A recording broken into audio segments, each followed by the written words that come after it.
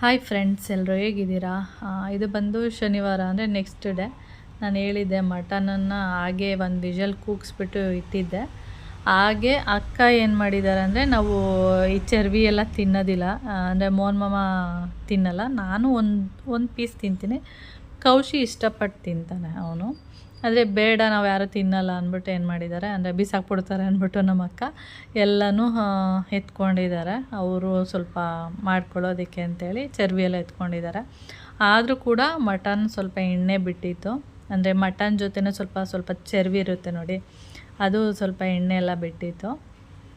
ನಾನಿಲ್ಲಿ ಬಂದು ನೋಡಿದೆ, ಒಂದೇ ಒಂದು ವಿಷಲ್ ಹಾಕ್ಸಿರೋದು. ಆಮೇಲೆ ಮಾಮ ವಾಕ್ ಮಾಡ್ತಾಯಿದ್ರು, ಹುಡುಗರು ಹಾಲಲ್ಲಿ ಮಲಗಿದ್ರು. ಮತ್ತು ಅವ್ರನ್ನ ಹಾಲಲ್ಲಿ ಮಲಗಿದ್ರೆ ಹೇಗೆ ಅಂದರೆ ಹಿಂಸೆ ಆಗುತ್ತೆ ನನಗಂತೂ ಓಡಾಡೋಕ್ಕೆ. ಬೆಕ್ಕು ಬರುತ್ತೆ, ಅಥವಾ ನಾನು ಕೆಳಗಡೆ ಹೋಗ್ಬೇಕಂದ್ರೆ ಹಾಲ್ ಚಿಕ್ಕದಿರೋದ್ರಿಂದ ಸ್ವಲ್ಪ ಕಷ್ಟನೇ. ಅದಕ್ಕೆ ಅವರಿಬ್ಬರನ್ನೂ ಏಳಿಸ್ಬಿಟ್ಟು ರೂಮಲ್ಲಿ ಹೋಗಿ ಮಲ್ಕೊಳ್ಳಿ ಅಂತ ಹೇಳಿದೆ. ಸರಿ ಆಯಿತು ಅಂದ್ಬಿಟ್ಟು ಅವ್ರು ಮಲ್ಕೊಂಡ್ರು. ಆಮೇಲೆ ಬಂದು ನಾನಿಲ್ಲಿ ಮಟನ್ ಸಾಂಬಾರು ಮಾಡೋಣ ಅಂಥೇಳಿ ರೆಡಿ ಮಾಡಿದೆ. ಮಸಾಲೆ ಎಲ್ಲ ರುಬ್ಬಿಟ್ಟು ಹಾಗೆ ಕೆಳಗಡೆ ಹೋದೆ. ಮೋಹನ್ ಮಾಮ ಕೆಳಗಡೆ ವಾಕ್ ಮಾಡ್ತಿದ್ರಲ್ಲ, ಮೋಹನ್ ಮಾಮನಿಗೆ ಮಟನ್ ಸಾರು ಅಂದರೆ ಆ್ಯಕ್ಚುಲಿ ನಾವೆಲ್ಲ ಹೇಗೆ ಅಂದರೆ ಮಟನ್ ಸಾರು ಅಂದರೆ ಮುದ್ದೆ ಅಂತೂ ಕಂಪಲ್ಸರಿ ಇರುತ್ತೆ. ಅದಕ್ಕೆ ಮುದ್ದೆನೇ ಮಾಡಿಬಿಡ್ಲ ಬೆಳಿಗ್ಗೆ ತಿಂಡಿಗೆ ಅಂದ್ಬಿಟ್ಟು ಹೋಗಿದ್ದೆ. ಅದಕ್ಕೆ ಮಾಮ ಬೇಡ, ಮುದ್ದೆ ಚಪಾತಿ ಮಾಡಿಬಿಡು ಅಂತ ಹೇಳಿದ್ರು. ಸರಿ ಆಯಿತು ಅಂದ್ಬಿಟ್ಟು ಅಲ್ಲಿಂದ ಬಂದು ಮಟನ್ ಸಾಂಬಾರೆಲ್ಲ ಮಾಡಿ, ಆಮೇಲೆ ಚಪಾತಿ ಹಿಟ್ಟೆಲ್ಲ ಕಲಸಿ, ಕೌಶಿನೂ ಭರತನೂ ಕೂಡ ಹೇಳಿಸ್ದೆ. ಅವರು ಬಂದು ಬ್ರಷ್ ಎಲ್ಲ ಮಾಡಿಕೊಂಡು ಚಪಾತಿ ಮತ್ತು ಏನದು ಮಟನ್ ಸಾರು ಅದೆರಡನ್ನೂ ತಿಂದ್ಬಿಟ್ಟು ಅವರು ಹೊರಗಡೆ ಇದ್ದರು. ನಾನು ಮನೆಯೆಲ್ಲ ಒರೆಸ್ಬೇಕಿತ್ತಲ್ಲ, ಅದಕ್ಕೆ ನಾನಿಲ್ಲಿ ಕಸ ಎಲ್ಲ ಗುಡಿಸಿ ಮನೆಯೆಲ್ಲ ಒರೆಸ್ದೆ.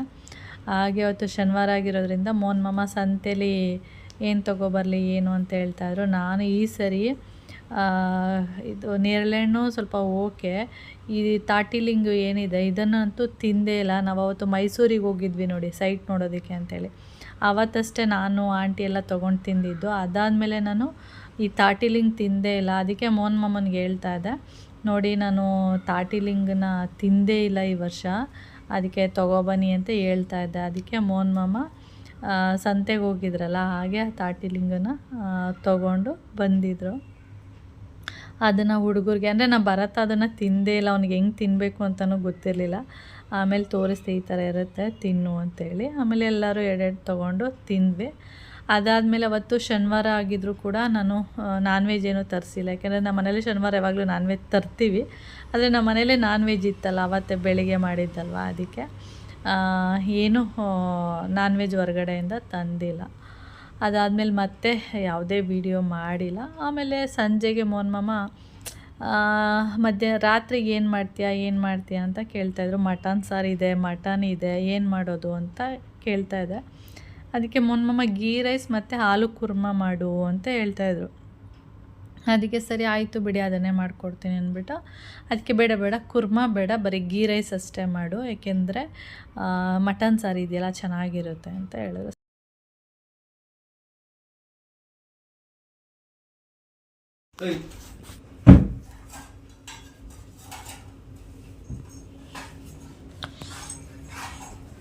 ಮನಸೇ ಭಾರತ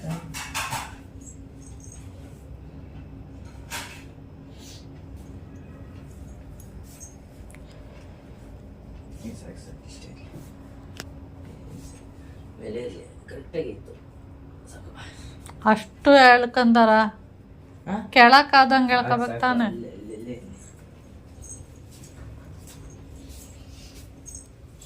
ನಮಗೂ ಬೇಜಾರಾಯಿತು. ಇದು ಕೆಳಗಡೆ ಉದ್ದ ಸ್ವಲ್ಪ ಕಮ್ಮಿ ಇರ್ಬೋದು, ಹಾಕ್ಲಾ ಚೆನ್ನಾಗಲ್ಲ.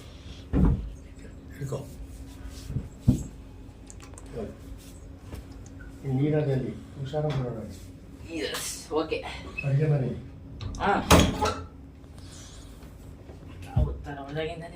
ಇದು ಜಾರ್ಖಂಡ್ ಅದೇ ಥರ ಇದು. ಗಂಟೆ ಎಷ್ಟು ನೋಡ್ರಿ ಫಸ್ಟ್. ಅಯ್ಯೋ ತೋರಕ ನೋಡ್ರಿ, ಇನ್ನೂ 10:30 ರೆಡಿ. ತೊಗೊಂಬರೋದೊಂದು ಬಂದಿದಲ್ಲ ಸೆಕೆ. What is this?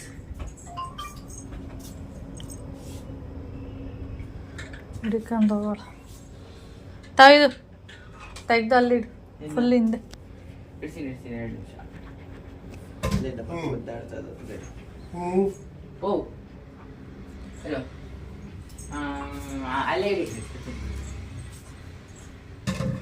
ಮೊದಲು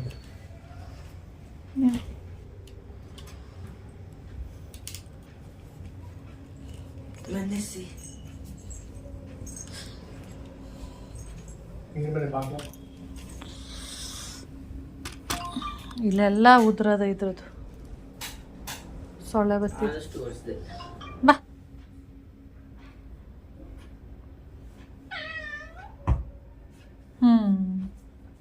ಏನ್ ಮಾಡಬೇಕು, ತಣ್ಣಗಾಗೈತೆ. ಸೆಕೆಗಾಲನೂ ಅಲ್ಲ ಇದು.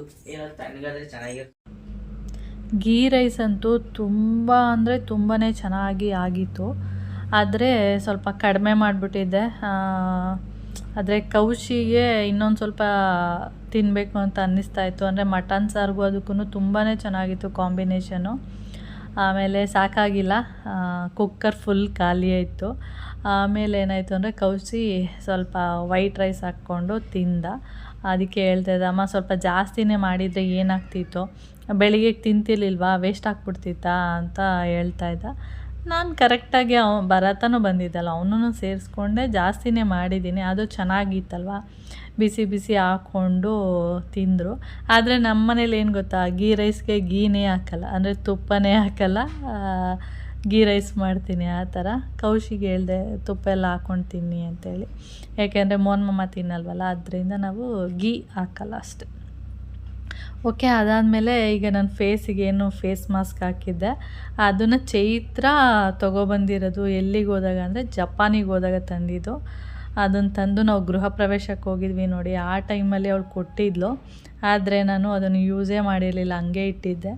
ಅದಕ್ಕೆ ಕೌಶಿ ಹೇಳ್ತಾನೆ ಇದ್ದ, ಏನಂದ್ರೆ ಅಮ್ಮ ಅದು ಎಕ್ಸ್ಪೈರಿ ಆಗೋಗುತ್ತೆ, ಯೂಸ್ ಮಾಡಮ್ಮ ಅಂತೇಳಿ. ಅದಕ್ಕೆ ಅದನ್ನು ಫೇಸಿಗೆ ಹಾಕ್ಕೊಂಡು ಕೂತಿದ್ದೆ. ಹಾಗೆ ಇದೊಂದು ಬೌಲು ಮೇಲಿಂದ ಬಿದ್ದು ಒಡೆದೋಗ್ಬಿಡ್ತು, ಅಂದರೆ ಕ್ರ್ಯಾಕ್ ಆಯಿತು. ನಿಜವಾಗ್ಲೂ ಅದು ಎಷ್ಟು ಚೆನ್ನಾಗಿತ್ತು ಅಂದರೆ ಕ್ವಾಲಿಟಿ ಸಖತ್ತಾಗಿತ್ತು. ಅದು ಬಿದ್ದು ಒಡೆದೋಗ್ಬಿಡ್ತು, ಬೇಜಾರಾಗ್ತಾಯಿತ್ತು.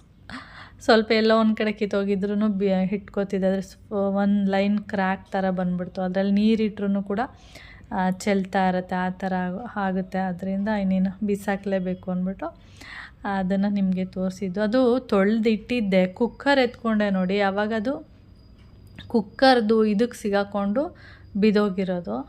ಬಿದ್ದ ತಕ್ಷಣ ಅದು ಮೇಲಿಂದ ಬಿದ್ದಿರೋದು ಫುಲ್ ಪುಡಿ ಥರ ಆಗಿಲ್ಲ, ಸುಮ್ಮನೆ ಕ್ರ್ಯಾಕ್ ಥರ ಆಗಿರೋದು. ಆದರೆ ಒಡೆದೋಗಿರೋದು ಇಟ್ಕೋಬಾರ್ದು ಅಂತಾರೆ ಒಂದು. ಆಮೇಲೆ ಅದು ಇಟ್ಕೊಂಡ್ರೂ ಯೂಸೂ ಇಲ್ಲ, ನೀರು ಹಾಕಿಟ್ರೂ ಅದು ಸೋರುತ್ತೆ. ಅದರಿಂದ ಬೇಡ ಅಂಥೇಳಿ ಇನ್ನೇನು ಬಿಸಾಕೋಣ ಅಂದ್ಬಿಟ್ಟು ಅದನ್ನು ತಗೊಂಡೆ. ಹಾಗೆ ಫೇಸ್ ಮಾಸ್ಕ್ನ ಸುಮಾರು ಒಂದು ಕಾಲು ಗಂಟೆಯಿಂದ ಒಂದು 20 ನಿಮಿಷ ಹಾಕಿದ್ದೆ. ಹಾಕ್ಬಿಟ್ಟು ಅದು ಒಂಥರ ಜೆಲ್ಲಿ ಥರ ಇತ್ತು.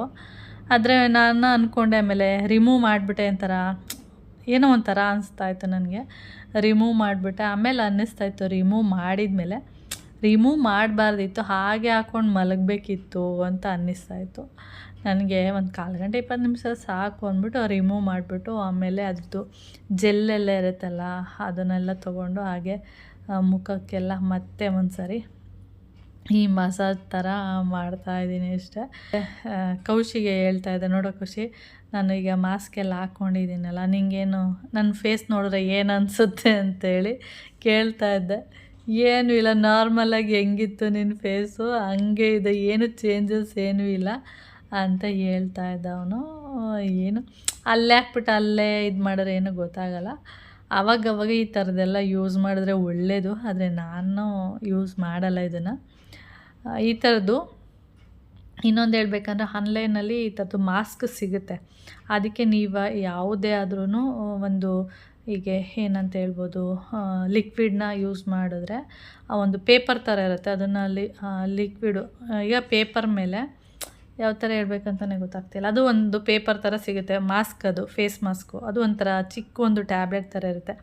ಅದ್ರ ಮೇಲೆ ನೀವು ಯಾವುದಾದ್ರೂ ಒಂದು ಏನಂತ ಹೇಳ್ಬೋದು, ಈಗ ಬೀಟ್ರೋಟ್ ಜ್ಯೂಸ್ದು ಫೇಸ್ ಮಾಸ್ಕ್ ಆ ಥರ ಮಾಡ್ಕೊಬೋದು. ಅಂದರೆ ಜ್ಯೂಸ್ ತೆಗೆದು ಅದ್ರ ಮೇಲೆ ಹಾಕಿದ್ರೆ ಯಾವುದಾದ್ರೂ ಜ್ಯೂಸು, ಕುಕುಂಬರ್ ಇರ್ಬೋದು, ಬೀಟ್ರೋಟ್ ಇರ್ಬೋದು, ಕ್ಯಾರೆಟ್ ಇರ್ಬೋದು, ಟೊಮೆಟೊ ಇರ್ಬೋದು, ಅದು ಹಾಕಿರೋದು ಸ್ವಲ್ಪ ದಪ್ಪ ಆಗುತ್ತೆ. ಅದನ್ನು ತೊಗೊಂಡು ಫೇಸಿಗೆ ಫೇಸ್ ಮಾಸ್ಕ್ ಥರ ಹಾಕೋಬೋದು. ಆ ಥರದ್ದು ಕೂಡ ಸಿಗುತ್ತೆ ಆನ್ಲೈನಲ್ಲಿ.